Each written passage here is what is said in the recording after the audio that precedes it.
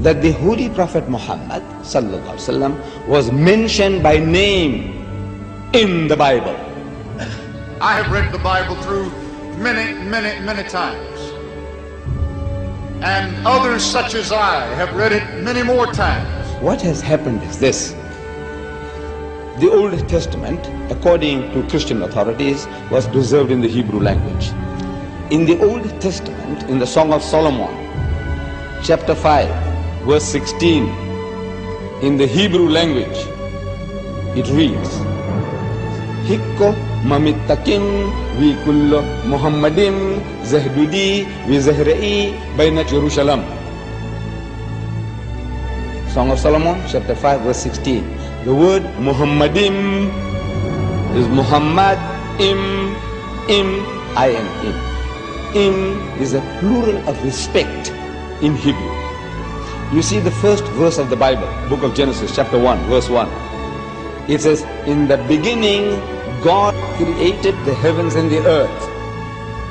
The word God in Hebrew there is Elohim. In Hebrew, El stands for God, Elah stands for God, Elohim is a plural form to say with awe, respect and reverence, plural of respect.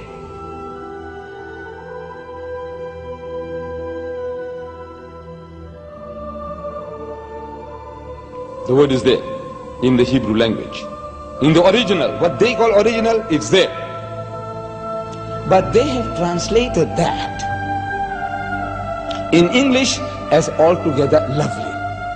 So this beloved of mine is altogether lovely, says Solomon. You can't associate with the word Muhammad. You read it 1,000 times, altogether lovely, altogether lovely. Or let's say in another language, the praised one, the praised one. Muhammad means the praised one. But he said the praised one, the praised one. You can't think that he's talking about Muhammad, though Muhammad means the praised one. You have no right to translate names of people.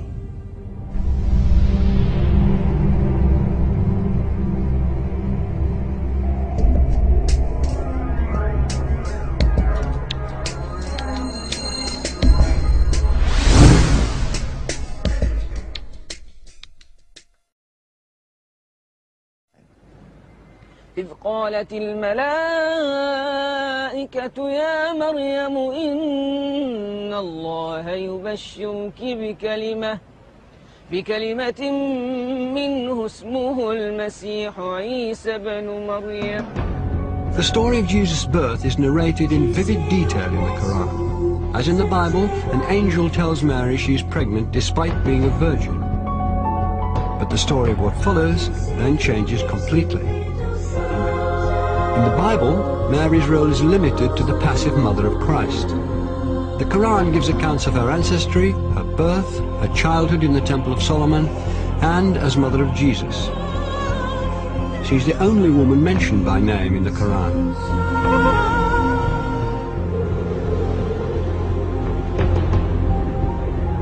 The ability to talk as a newborn child is one of many miracles not recorded in the biblical account of Christ's life.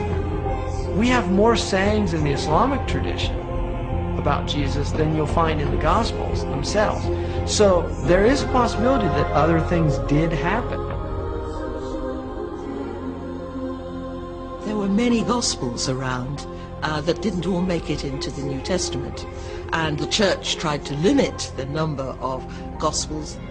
In the Christian narrative, the most central and fundamental point of Christianity is the death and resurrection of Jesus Christ. Well, Islam basically denies that. وقولهم إنا قتلنا المسيح عيسى بن مريم رسول الله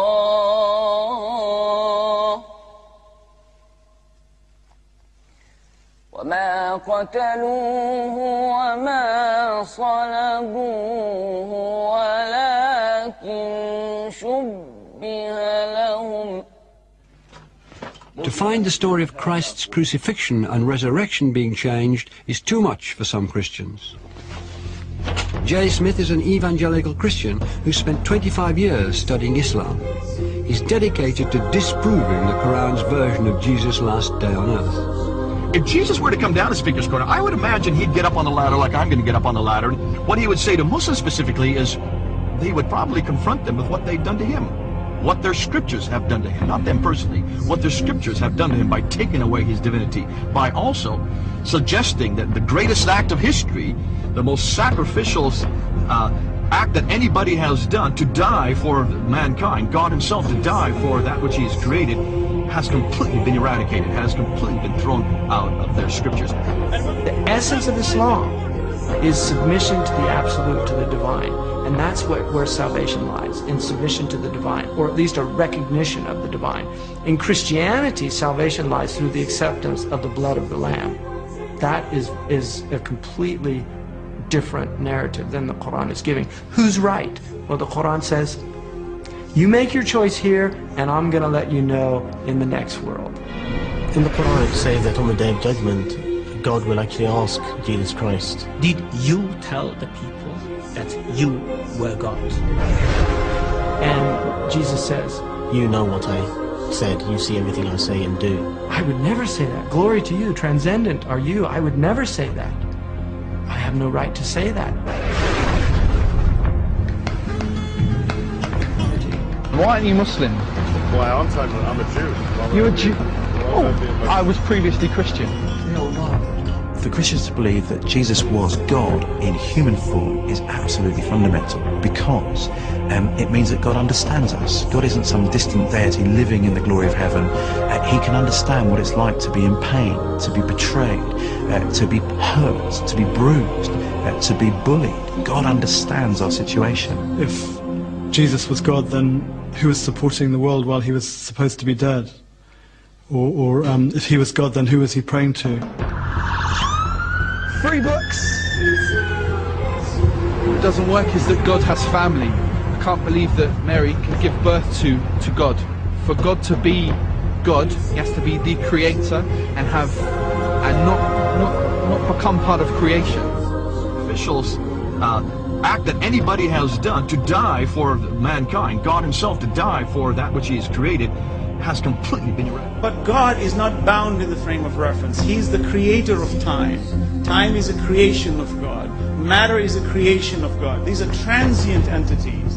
Transient entities cannot come into existence by themselves. So when we talk about frame of reference, we must clearly understand that every time we ask questions about God in time, knowing the future, we have to be very careful in how we're defining this terminology. For God's knowledge of the future, of my future, is absolute in his domain.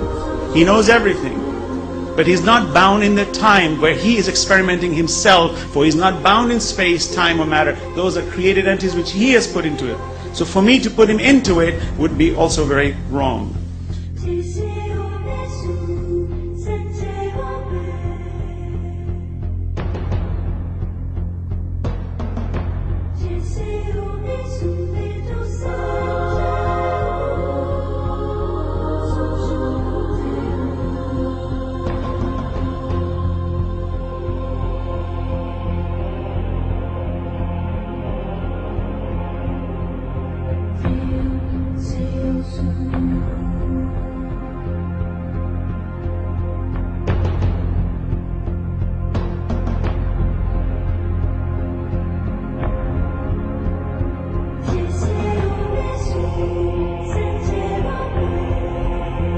Prophet Adam was created from no female and no male. Eve was created from one male and no female. Jesus was created from one female and no male.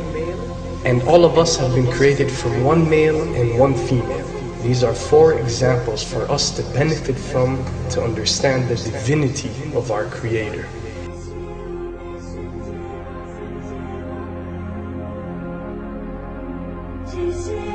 Then there is no difference that cannot be overcome between Christianity and Islam.